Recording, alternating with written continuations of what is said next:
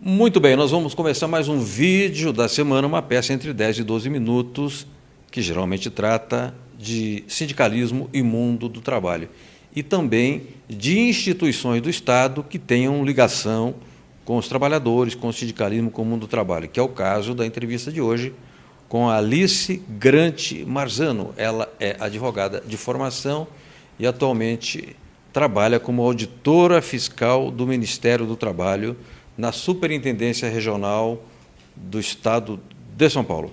Alice, o que vem a ser um auditor fiscal? O auditor fiscal é o servidor que é um braço do Estado na fiscalização de todos os direitos para o trabalhador. Então, assim, todas as regras de proteção do trabalho, o auditor fiscal do trabalho fiscaliza. E assim, como são regras de proteção, né, não existe liberdade de aplicar assim ou assado. E por causa disso, existe a fiscalização do trabalho, pela obrigação cogente dessas normas. Então, assim, a gente vai nos ambientes de trabalho, a gente vai fiscalizar desde registro, salário, fundo de garantia, nós temos o poder de autuar, né, condições de saúde e segurança, obrigação da empresa de ter pessoas com deficiência, obrigação da empresa de ter aprendizes, né? De acordo com a cota legal. A gente fiscaliza tudo que tenha a ver com a relação de trabalho. Perfeito. Agora você, especificamente, trabalha num setor de emprego de jovens, ou seja, que fiscaliza a garantia da empregabilidade do jovem. Isso é uma lei federal, é uma política do Ministério, e o que vem a ser exatamente essa obrigação da empresa? Seguinte, primeiro eu vou explicar por que eu estou aí. Não exatamente por quê, mas como, né? Porque a fiscalização ela se divide em projetos. Então, assim como tem o projeto para inserção de pessoa com deficiência, tem o projeto para inserção de aprendizes. Tem o projeto de fundo de garantia, que vai exatamente fazer a notificação de todos os débitos de FGTS decorrentes da fiscalização. Então, a gente trabalha por segmentos, né? Eu estou na coordenação dessa fiscalização no Estado. Por que a gente fiscaliza? Porque a empresa tem a obrigação de ter uma cota de aprendizes. O aprendiz, a idade do aprendiz é de 14 a 24 anos. Antigamente, isso ia até os 18 anos. Por causa das funções eivadas de insalubridade e periculosidade, que não podia trabalhar a pessoa com menos de 18. Mas a aprendizagem ela foi elastecida até os 24 anos. Então, prioridade até os 18, de 18 a 24, para aquelas funções que não pode pessoa com menos de 18. É um artigo que está dentro da CLT. Portanto, é uma lei federal, né?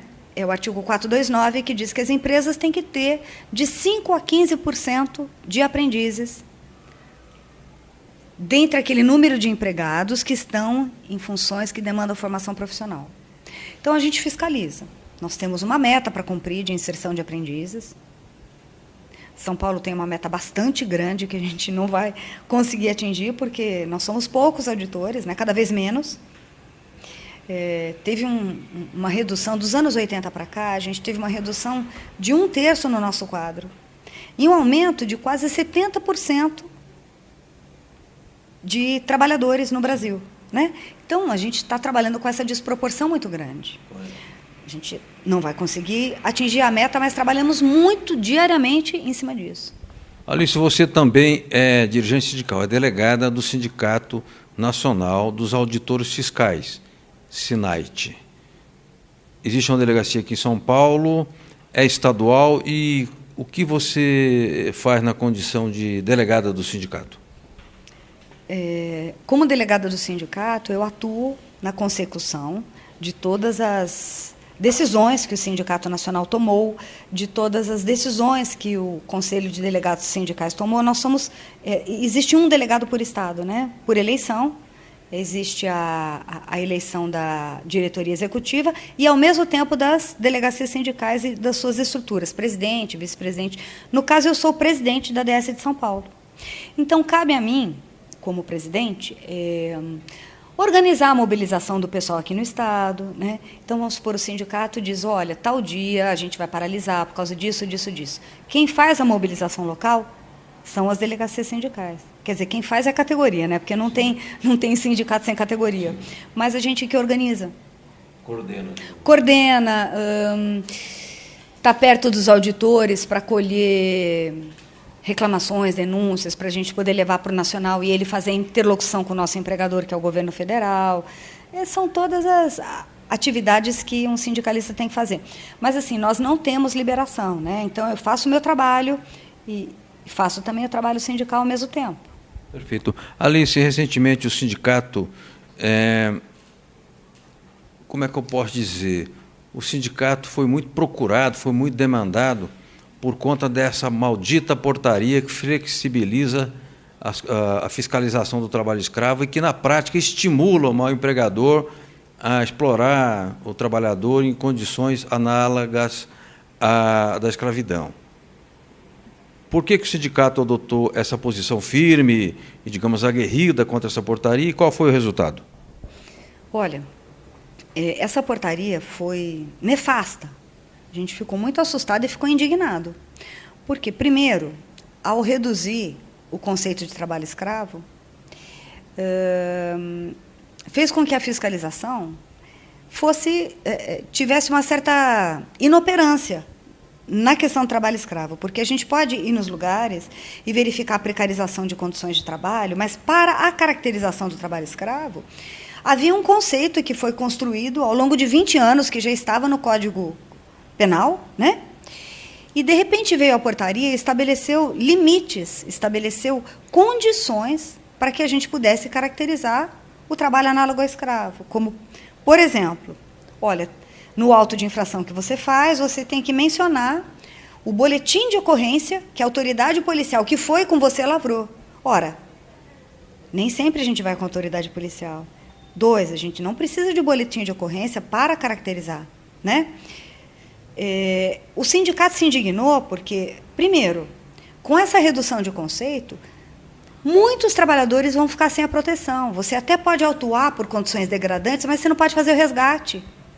E quando você faz o resgate, você traz esse trabalhador para proteção legal. Então, ele vai ter seguro-desemprego, ele vai ter o pagamento das verbas rescisórias, o empregador vai ter que colocá-lo em algum lugar, se ele não tiver onde morar.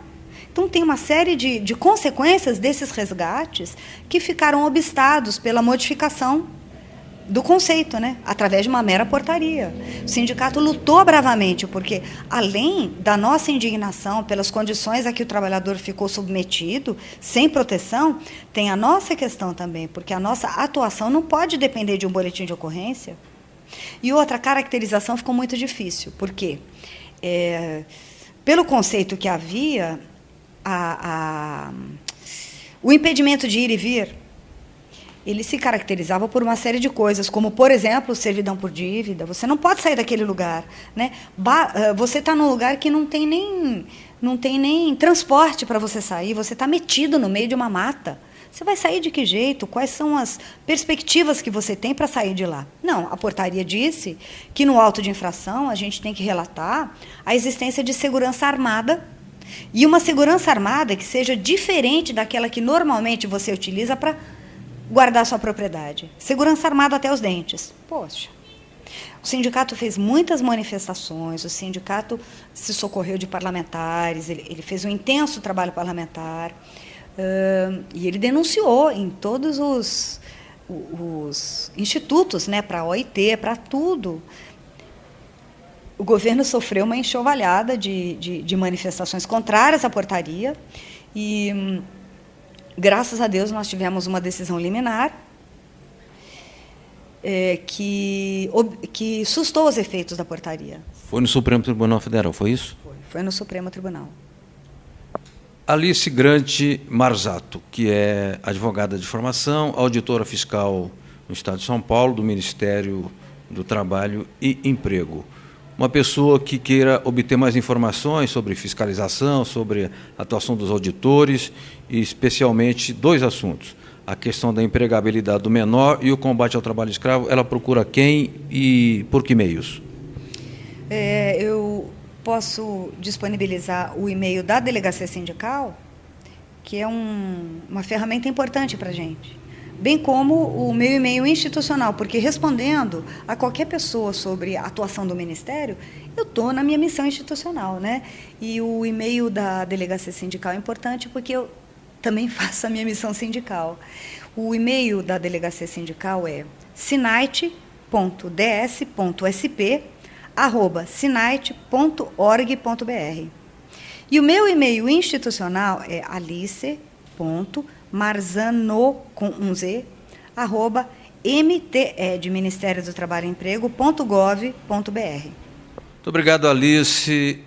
Voltamos na próxima semana com um novo vídeo da semana, sempre tratando de assuntos do sindicalismo e do mundo do trabalho. Forte abraço, até lá.